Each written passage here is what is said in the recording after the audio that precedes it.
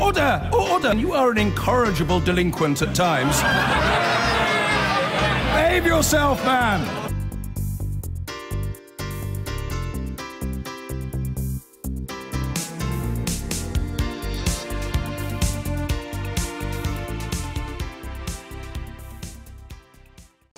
But if Theresa May has for now seen off the immediate threat to her authority, but smoking out would-be plotters wasn't exactly where she'd hoped to be by this weekend, Emma Vardy reports on what it was that went wrong for the Conservatives in Manchester. 4 months ago, Theresa May stood here, the day after the election, and said she would form a government to provide certainty. But since then, questions have mounted over how long her leadership can last. This week was meant to be a moment to revive confidence in the Conservatives, but instead, may have left them further undermined. In a somewhat flat start to conference, Chancellor Philip Hammond announced no new policies, but spent much of his speech attacking Jeremy Corbyn. He is a clear and present danger to our prosperity.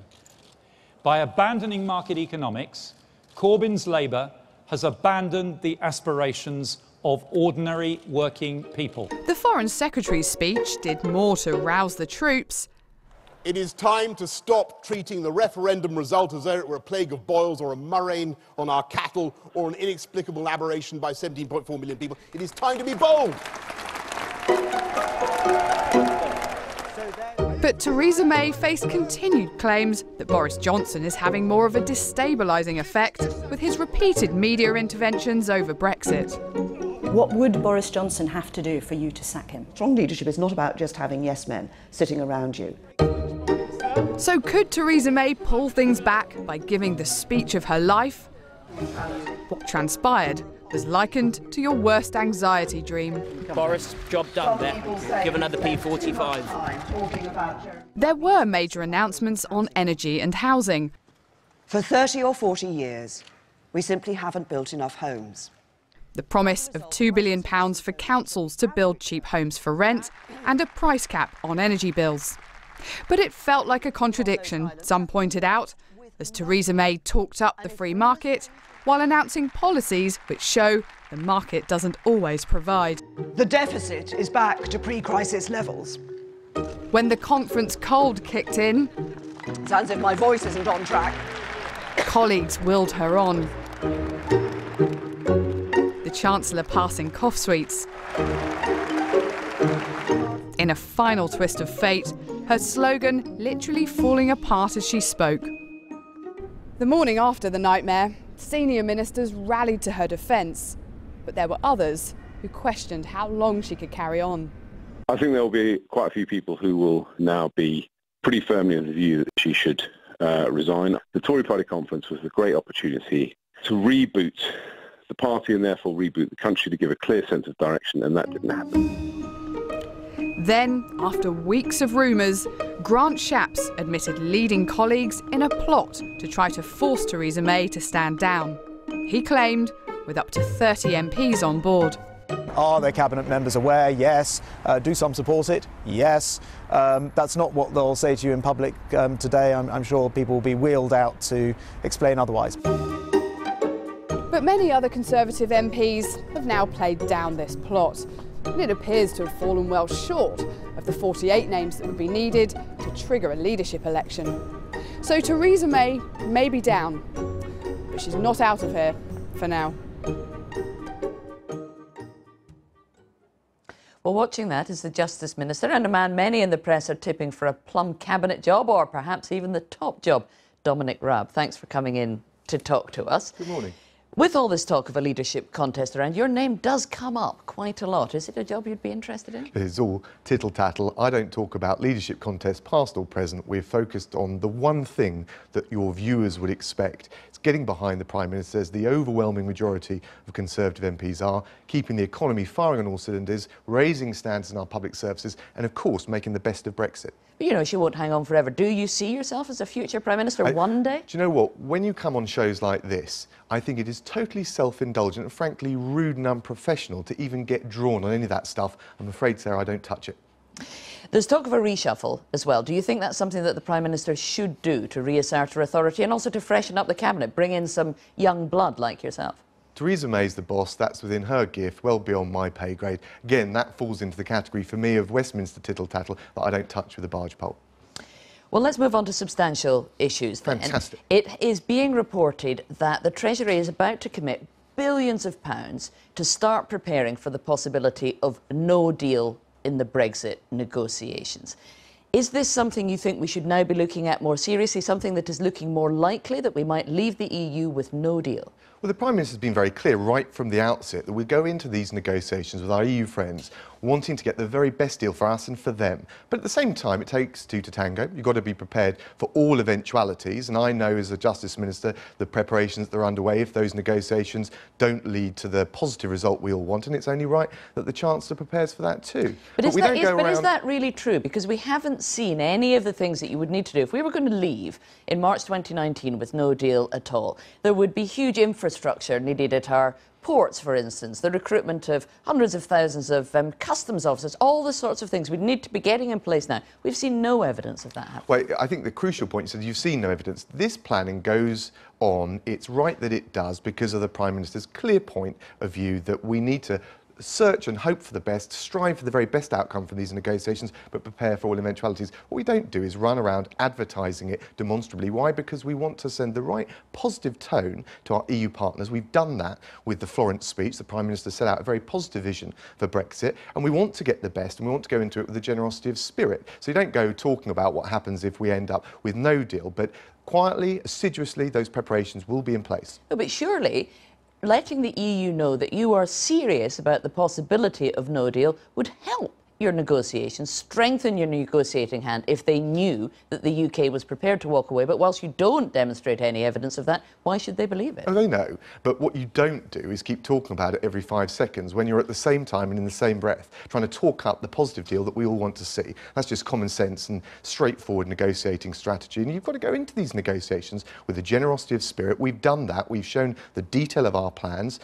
We've extended the arm of friendship, and it takes two to tango, as I said. So we now want to see the EU step up and reciprocate. Ian Duncan-Smith doesn't seem to think that the planning is going well enough. He says we need to up the pace dramatically on the process and give the public regular updates on the process. And of course, people think that maybe the public are not shown what no deal would look like because it would be a frightening prospect that ministers don't want to show us. Oh, it's not the optimum result. We want to see us get the best deal, I think, in terms of trade, security cooperation, all the other things that we value and prize with our relationship with our European friends. But there are advantages to countervailing advantages if there isn't a deal in terms of the early repatriation of the money, things like the external EU tariff, something like 8 billion that would come to the Chancellor's coffers if we had those arrangements. But as I said at the start, we are going into these negotiations, we're only at the beginning, with the generosity of spirit. We set out all the detail, the vision that we want with our European friends, and now we want to see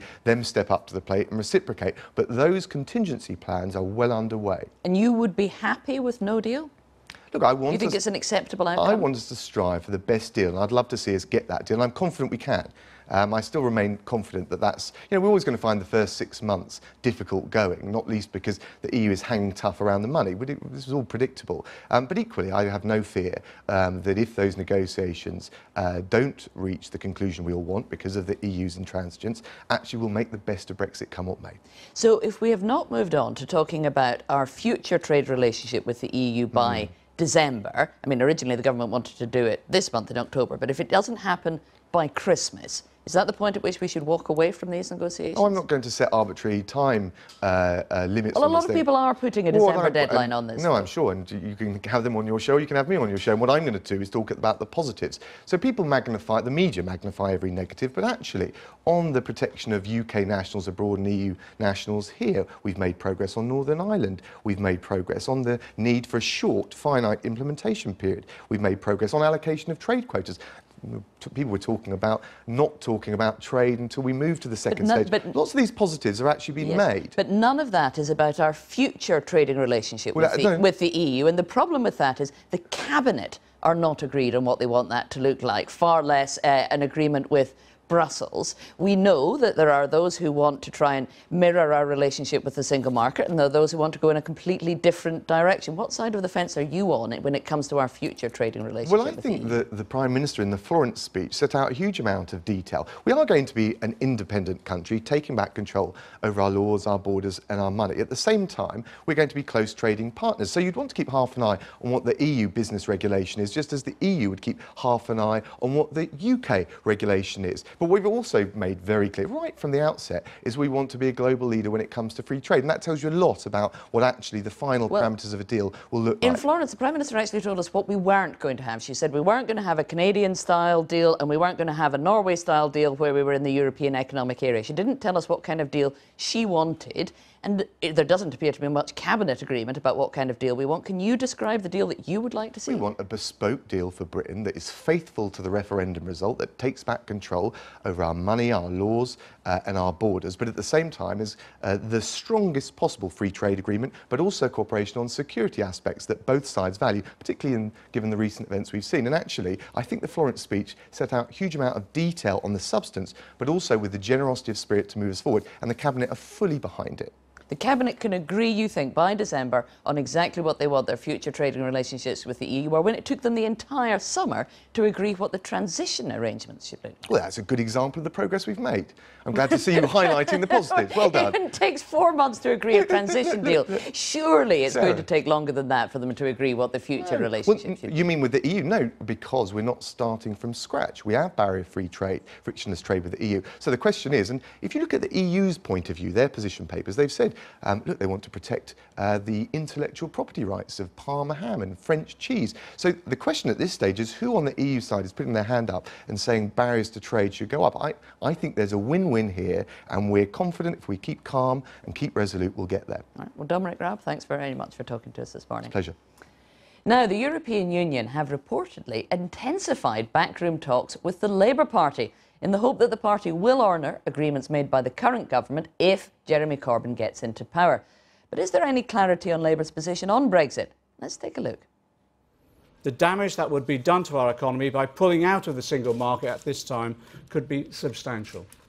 We wouldn't want to leave membership of the single market. Our aim is to have a tariff-free trade access to Europe. I think we should put it in those terms rather than anything else at this stage. I think people will interpret membership of the single market as not respecting that referendum. You want to end up with the same benefits, but you're definitely leaving. No. What we've said is it's an open question. So the Labour position is this, is we leave the European Union.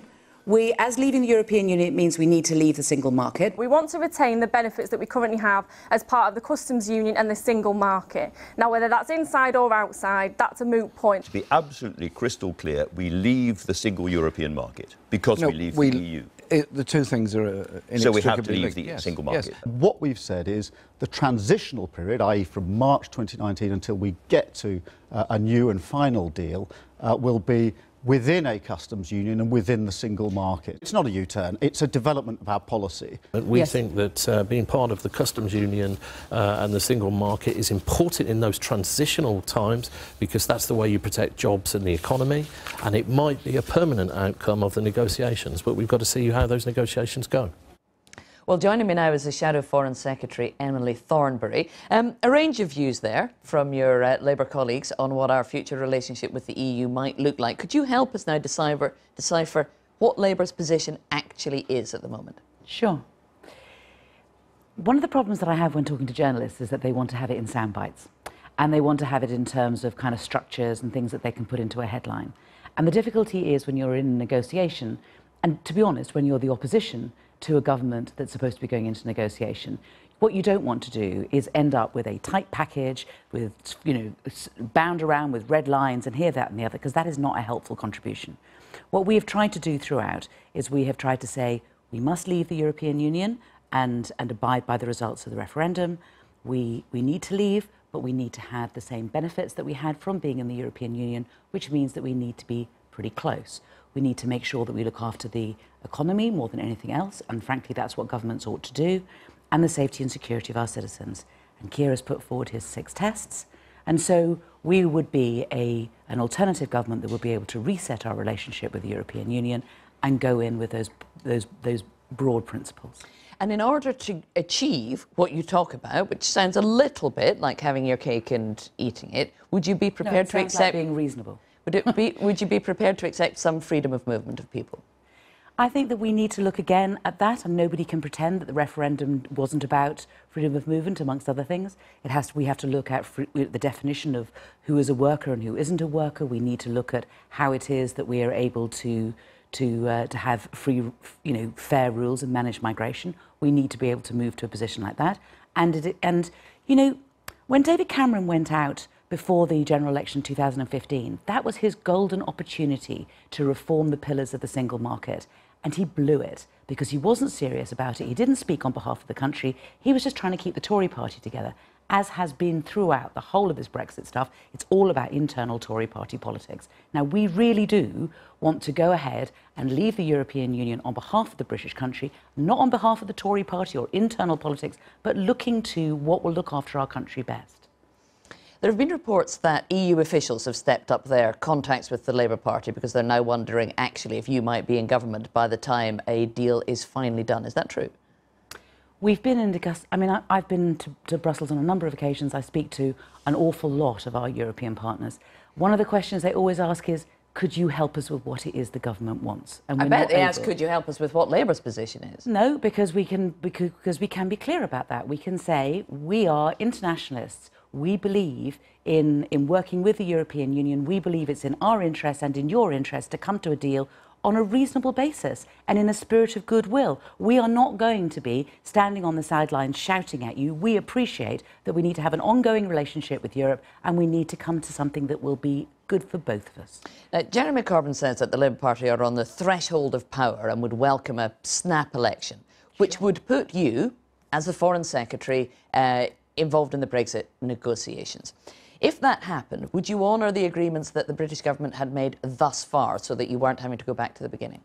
I think there's an awful lot of ifs and buts on that. I mean, at the moment... It's something you must have thought about. Of course. But, at the moment, the main thing we're thinking about is what on earth is it that the government wants and where are we going to get to in relation to the Article 50 negotiations. Now, we have been pressing the government to have interim arrangements which are basically keep the status quo because we want... Which they've now agreed to. Well, yeah.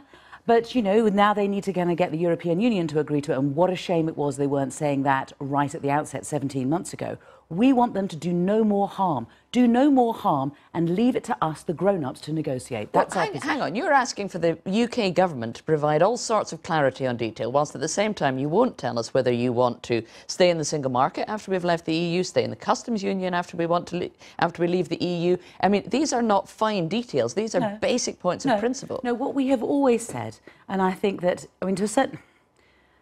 It's a bit annoying because we have been saying consistently the same thing. I mean, we have been developing it over the period, but we are consistent. So consistently saying you will or will not stay in the single market after leaving? Consistently saying that we are a very large economy. It is very difficult to squeeze us into a box. We cannot say we will have this, this model, that model. There needs to be a British-style agreement with the European Union because nothing else will really work. Well, that's exactly what Dominic Raab was just saying. We want a bespoke deal that suits us, that gives us everything that we want. I've just heard, to a certain extent, we have been saying this consistently, and if the Tories start sounding a bit more like Labour, then I'm really pleased because we are taking a reasonable position on this. And if we start, converting people to our way of thinking, then we are doing the right thing for the country. Well, that just means that Labour and the Tories are both asking for the world, asking for a perfect deal where we get everything that we want and don't have to put up with any of the things that we didn't like. There were certain differences, aren't there? So, for example, last year, at this time last year, when Theresa May did her speech to Tory party conference, I had gone to Europe,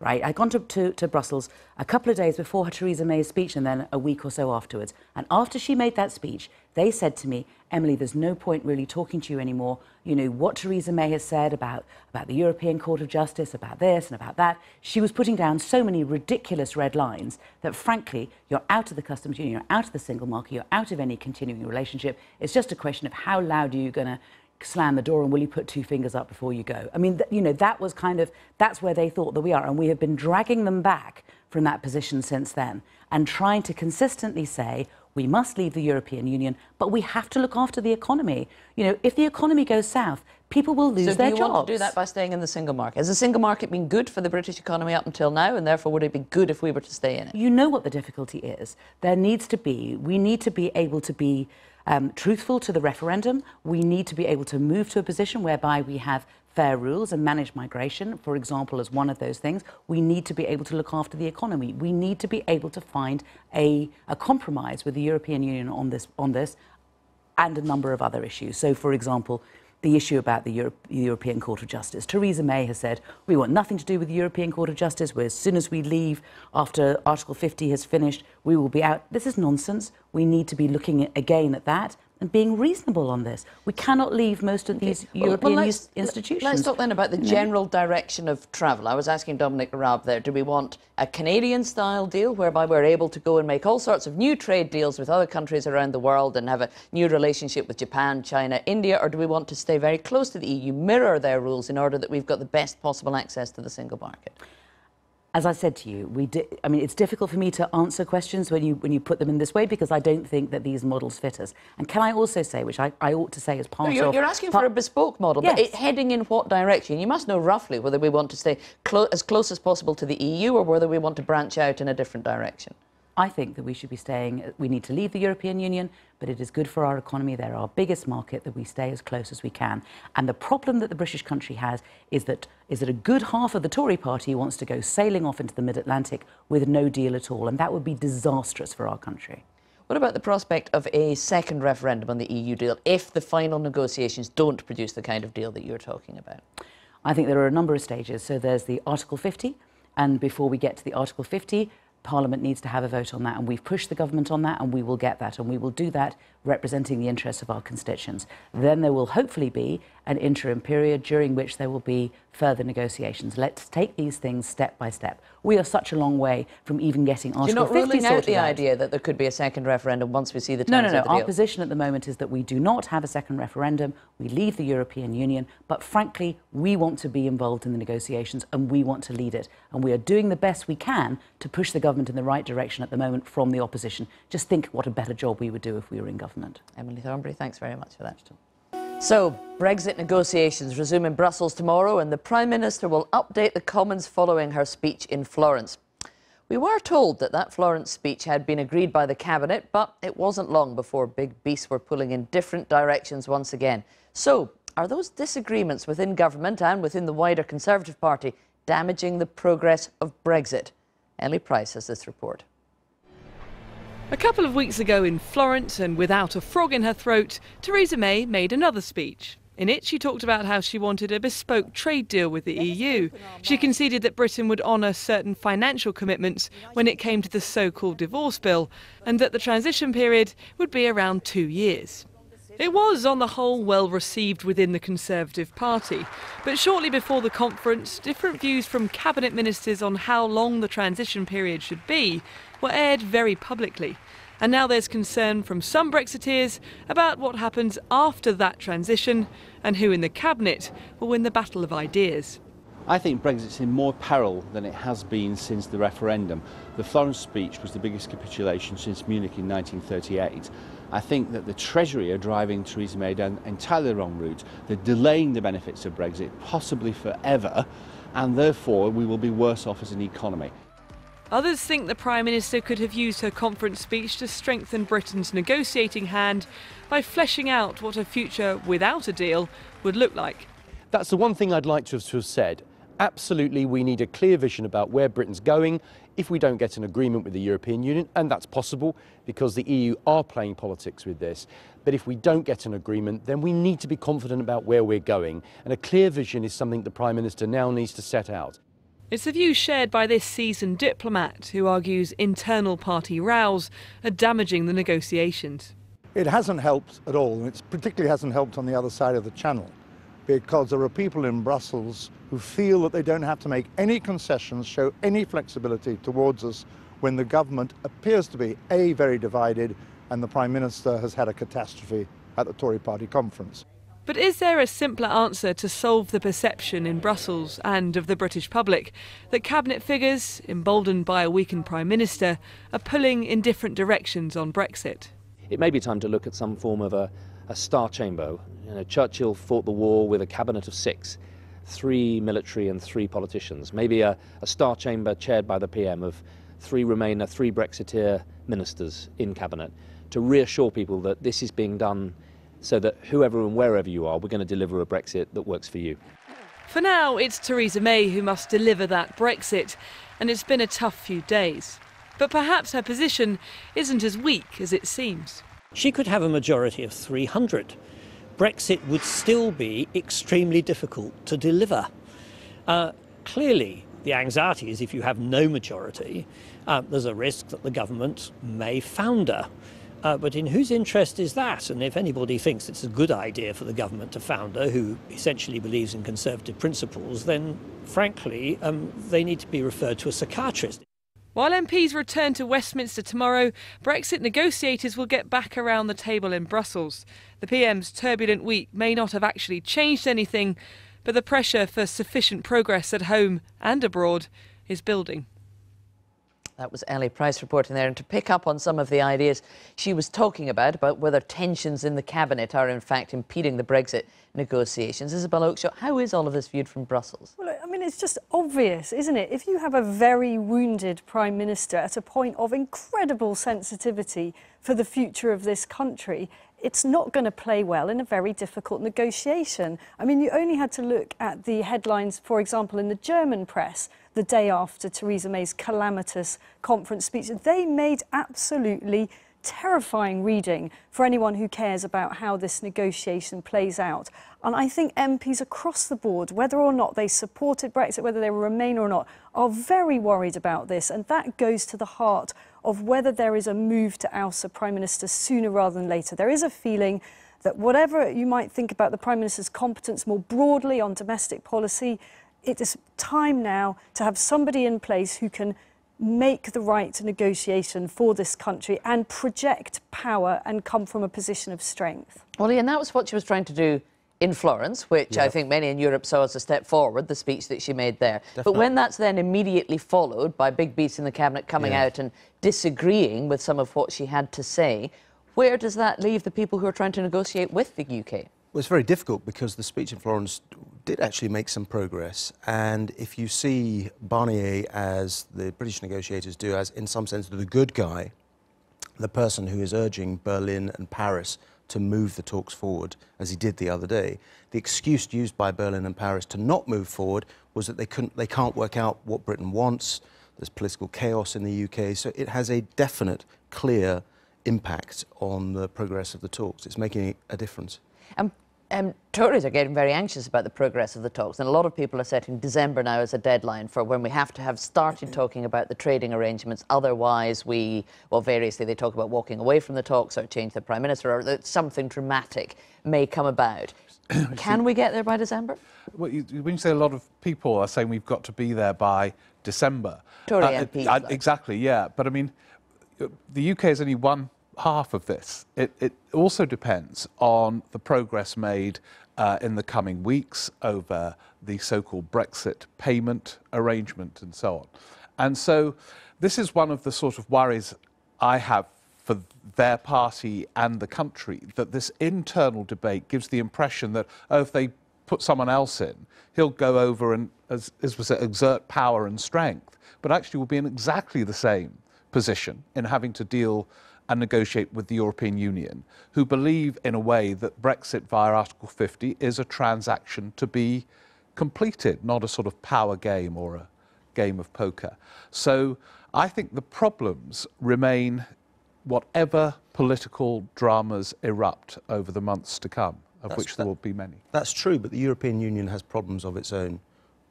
Merkel took a knock in the German elections and is trying to form a government. Macron was someone who potentially could actually be the person who breaks this open and comes forward with some kind of deal at some point, has his own difficulties to handle this autumn. Well, and our Prime Minister has her own difficulties, as we've been discussing throughout the programme. It's going to be a pretty tough week for her, isn't it? I mean, she's in the Commons making a speech about Florence, Prime Minister's questions again coming up. She's got to do something this week to re-establish her authority, hasn't she? She definitely does. I mean, that's why, I thought she was finished as Prime Minister the day after the general election, and I think that's then compounded by what happened last week, but that doesn't yet seem to be the consensus view among the Cabinet, although there are members of the Cabinet who do think that she's finish. What she's most likely to do, of course, is a reshuffle, and there, I mean, I think it's there. I think she has some really rather good options when you get beyond the Boris Johnson question, the question of what to do. Yes, with but Boris. that is the big question: is if she has a reshuffle and she leaves him there, it looks like she doesn't have enough authority. If she expels him from the cabinet, then he could cause all sorts of problems. What's she like? I mean, I think the other big question for her is the timing of this. I've seen it suggested in some of the Sunday newspapers today that that reshuffle might come in the next couple of weeks. I think that would be unwise. I think she'd probably be better to leave it until at least after the budget, or maybe even around Christmas. That way you keep your dissenters sort of hanging on in the hope that they might be spared. You get your, you know, those who might otherwise speak out, hoping that they might be promoted. So you just keep it there. And she's got a real problem with Boris, because if she tries to move him, I understand that he won't be moved, and therefore what happens? He then sort of falls out of government and is then probably much more of a nuisance outside the tent than in it. A reshuffle's the answer? It's another trap, and the framing of it is very dangerous for her. You know, she's got to show her strength, in inverted commas, by sacking Boris Johnson. So if she doesn't, she becomes weak. But if she does, he's still there, probably on the back benches rather than accepting a demoted post. So on that saga will go. There is a huge amount of political energy in a build-up to a reshuffle. I can think of only one in the last 10 years that has remotely strengthened a Prime Minister. Nearly all of them change nothing or actually weaken a Prime Minister. And so I think this is one of the, it's not the biggest hurdle she's got to face over the next few months, but the speculation is a hurdle and not an opportunity. And one of the other big political moments that we'll see before Christmas, of course, is the budget, which has now been moved back to the autumn again. Is that a potential problem, Ian? It's potentially very problematic, simply because the Chancellor's room for manoeuvre, we learnt this week, because the public finances seem to be worse than anticipated, so he has very little money to play with, very little borrowed money to play with even before that process.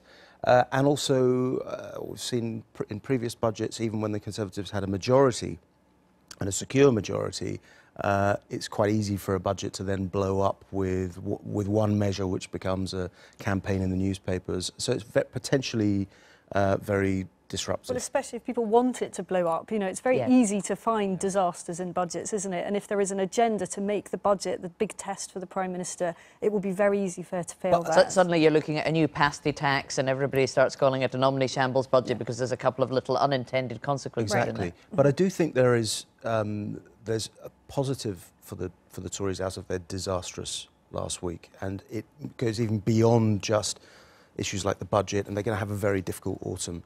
And that is actually that they do realise that they're in trouble. Unlike the Labour Party, which lost the election and had a conference where it celebrated how well it was doing, the Tories won more votes, but last week they were pretty traumatised, and on the fringes and among the younger members of Parliament that she'll seek to promote, there's actually quite a lot of energy, and I think that's where Boris is not really the story. And I think Boris, with his desperate cries for attention, I think history is kind of leaving him behind, and the Tories have a bit of a gift for reinventing themselves. And they've got time. Have to do it they again. have a lot of time as well. Some interesting fringe meetings, but I don't think that will get them beyond, for example, the dilemma of a budget where you have Conservative MPs wanting increases in public spending for their local hospitals, worried about school funding and so on, but will probably find most tax rises impossible to bear. And we know that because last November, when they still had a majority, Philip Hammond introduced that tax rise for the self-employed. And he had to withdraw it within a week because there was a revolt. And since then, they've been through a general election where they all heard on the doorsteps that people are fed up with austerity. That message was driven home pretty loud and clear to every Tory who was campaigning in that election. Yeah, but crucially, there is 4 years, probably, until the next general election. I think that's where I agree with you, Ian, that there is actually, the Tories have rather a lot going for them at this point, and there is a sense that possibly Labour under Jeremy Corbyn has sort of peaked too soon. If you're Labour, you want to be where they are now before an election, not a few months after one. But if you listen to Theresa May's speech and indeed read the Conservative manifesto, the rhythm is moving towards the sort of left in the battle of ideas, isn't it? And to some extent that was reflected in the Tory fringe agenda. It is, and it's also the Tory party is now around 100,000 members. It's smaller than the SNP. It's about the same size as the Liberal Democrats. So they're not only going to have to reinvent the cabinet, they're going to have to reinvent the entire party in the way that they do politics. All right, well, we will have to leave it there. Ian Martin, Isabel Oakeshock, Steve Riches, thanks very much for joining us.